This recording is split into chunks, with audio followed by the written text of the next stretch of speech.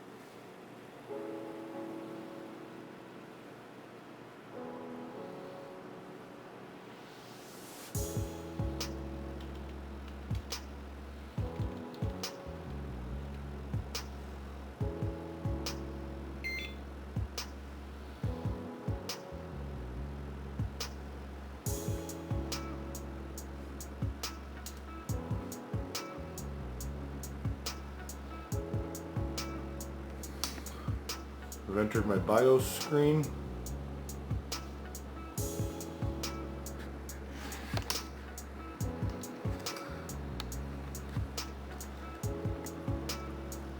Since none of these are marked,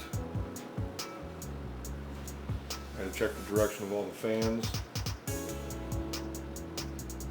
Got the radiator exhausting out the back, these three exhausting out the top front, so it all pulls through the filter and keeps the dust low. Profiles. CPU is at 29 degrees Celsius. Around 1.194 volts. It's showing both 8 gig stick and DDR4 memory, which PCI Expresses I'm using. I want to thank everyone for watching today. I have officially decided to name my build Black Ice. Anyways, if you liked the video, please make sure you give it a thumbs up, and as always, click subscribe. Once again, I'm Tech Nate. This is Black Ice. Hope you enjoyed. Have a good one.